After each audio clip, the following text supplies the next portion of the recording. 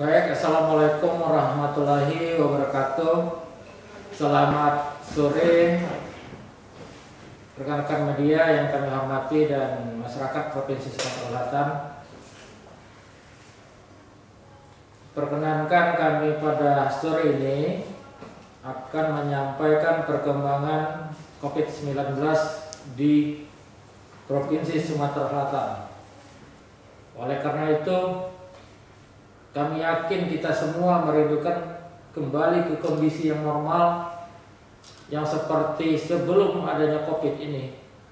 Untuk itu, sekali lagi dan setiap hari kami mengingatkan ini, supaya ini disadari, dipahami, dan dilaksanakan dengan konsekuen, dengan komitmen yang tinggi, dilaksanakan secara bersama-sama atau secara serentak.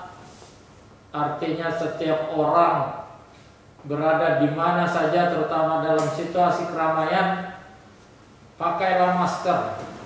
Karena dengan memakai masker inilah kunci utama mencegah penyakit ini. Kemudian cucilah tangan dengan sabun di air yang mengalir. Karena dengan sabun, dengan deterjen di air yang mengalir itu, sesungguhnya sabun tersebut bisa membunuh virus dan membebaskan tangan kita dari virus, sehingga apabila kita makan yang secara tidak sengaja kita lupa mencuci tangan, terutama makan makanan yang kecil, makanan jenis snack, makanan ringan, kita melihat dan bahkan dalam praktek kita sehari-hari jarang sekali kita mencuci tangan sekedar mau makan misalnya gorengan, sehingga kebiasaan atau perilaku yang seperti itu bisa membuat kita lupa, dan apabila ada virus di tangan kita, virus tersebut tertelan bersama makanan tadi dan masuk ke dalam tubuh kita dan kita menjadi sakit.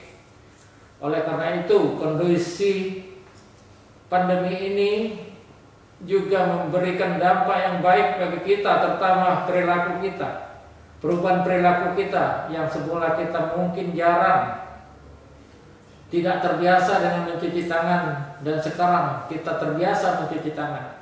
Maka kebiasaan ini tetap dipertahankan, ditingkatkan, supaya virus ini betul-betul bisa terhenti penyebarannya di tengah-tengah kita. Karena tujuan kita adalah kembali ke kondisi normal, kondisi sebagaimana biasanya, tidak ada pandemi virus corona ini. Oleh karena itu, sekali lagi kami mengingatkan, tetap pakai masker, cuci tangan, dan jaga jarak, serta perkuatlah imunitas atau daya tahan tubuh kita. Dengan demikian kita bisa menghentikan penyebaran virus ini khususnya di Provinsi Sumatera Selatan yang kita cintai ini, dan Indonesia pada umumnya. Demikian yang dapat kami sampaikan. Sekali lagi, jaga diri kita demi keluarga, demi masyarakat, demi bangsa dan negara kita. Jadi menjaga kesehatan bukan hanya untuk kita pribadi, tapi untuk orang-orang di sekitar kita, biar kita bisa bekerja lebih produktif. Baik, selanjutnya kami akan mengumumkan tentang perkembangan COVID-19 pada hari ini, Kamis tanggal 4 Juni tahun 2020. Adapun rincian perkembangan COVID sebagai berikut. Pertama adalah ODP atau orang dalam pemantauan berjumlah total 6.545 orang dan telah selesai dilakukan pemantauan sebanyak 4.292 orang. Jumlah ODP yang masih dalam pemantauan 2.253 orang. Kemudian yang kedua yaitu pasien dalam pengawasan, jumlah secara keseluruhan 639 orang. Kemudian telah selesai dilakukan pengawasan sebanyak 260 orang dan masih dalam proses sebanyak 379 orang. Kemudian yang ketiga yaitu sampel yang diperiksa di laboratorium kesehatan berjumlah 4.745 orang, terdiri dari OTG 3.766 orang, PDP 779 orang, ODP 200 orang. Dan dari sampel tersebut didapatkan hasil jumlah sampel yang positif sebanyak 1056 orang. Kemudian jumlah sampel yang negatif 553 orang dan masih dalam proses sebanyak 3136 orang.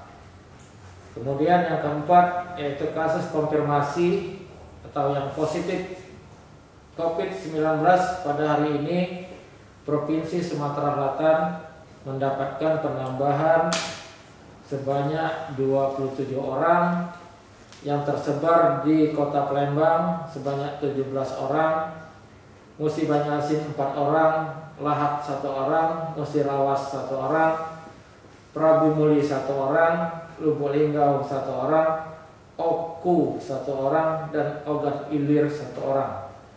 Kemudian kasus konfirmasi sembuh pada hari ini kita mendapatkan penambahan sembuh sebanyak 29 orang yang terdiri dari Palembang 10 orang, Lahad 6 orang, Oki 5 orang, Oku 4 orang, Banyu-Asin 3 orang, dan luar wilayah 1 orang. Sehingga total sembuh kita di Provinsi Sumatera Selatan sebanyak 255 orang.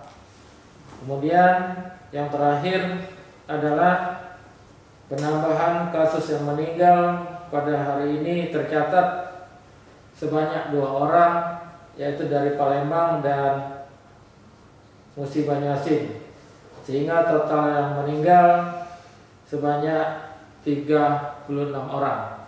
Demikian yang dapat kami sampaikan. Terima kasih atas perhatiannya. Wassalamualaikum warahmatullahi wabarakatuh.